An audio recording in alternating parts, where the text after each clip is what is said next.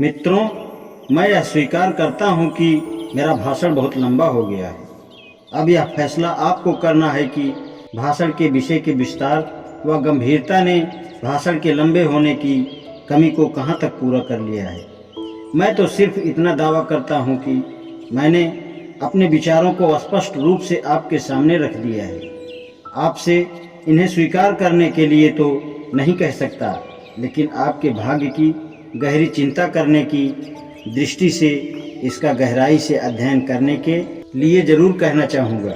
यदि आप मुझे कहने की आज्ञा दे तो मैं यह कहूँगा कि यह विचार एक ऐसे व्यक्ति के विचार हैं जो किसी सत्ता या शक्ति के हाथों की कठपुतली नहीं है और ना ही किसी बड़े लोगों की चापलूसी करने वाला।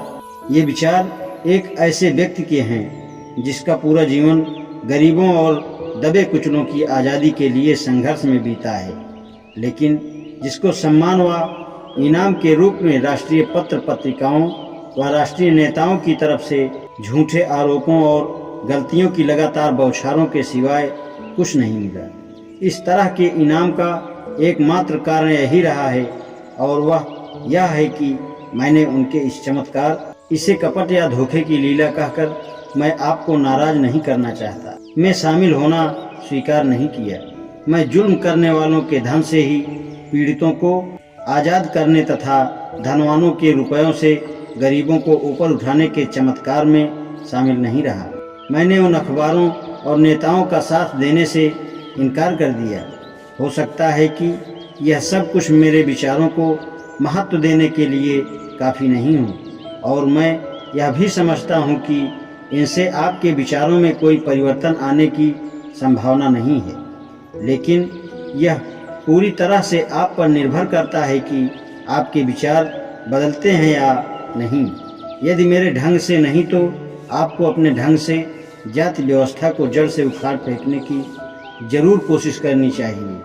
मुझे अफसोस है कि मैं आपका साथ नहीं दे पाऊंगा। मैंने धर्म परिवर्तन का फैसला कर लिया है और उसके कारण बताने का यह उचित स्थान व अवसर नहीं है, लेकिन यदि जब मैं आपकी सीमा से बाहर भी जाऊंगा तो आपके आंदोलन व गतिविधियों को उत्सुकता व सहानुभूति के साथ देखता रहूंगा और आपको मेरी सहायता, जो कुछ भी मैं करने योग्य हूँ, मिलती रहेगी। आपका उद्देश्य एक राष्ट्रीय भावना से संबंधित है। इसमें कोई शक नहीं है कि जाति व्यवस्था मुख्य रूप से हिंदुओं की सड़ी गली व्यवस्था के रूप में समस्या है। हिंदुओं ने सारे वातावरण को गंदा कर दिया है, जिससे सिख, मुसलमान, ईसाई सभी इससे पीड़ित हैं। इसलिए आपको उन सभी लोगों से सहयोग मिलने की आशा है जो इस छूत की बीमारी का दुख भोग रहे हैं।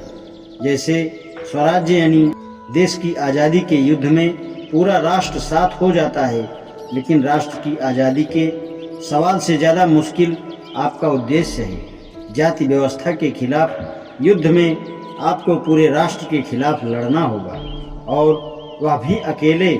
लेकिन यह स्वराज्य के आंदोलन से ज़्यादा महत्वपूर्ण है। यदि स्वराज्य मिल भी जाए तो उसका तब तक लाभ नहीं होगा जब तक उसकी रक्षा करने के योग्य नहीं हो जाते। स्वराज्य के अंतर्गत हिंदुओं की रक्षा स्वराज्य हासिल करने से ज़्यादा महत्वपूर्ण है। मेरे विचार में यदि हिंदू समाज जात पात से मुक्त हो जाएगा तो इसमें अपनी रक्षा के लिए पर्याप्त शक्ति आ जाएगी। इस आंतरिक शक्ति के बिना हिंदुओं के लिए स्वराज्य सिर्फ गुलामी की दिशा में एक और कदम साबित होगा। आपकी सफलता के लिए मेरी शुभकामनाएं आपके साथ हैं। अलविदा। आज इतना ही। शेष कल। धन्यवाद।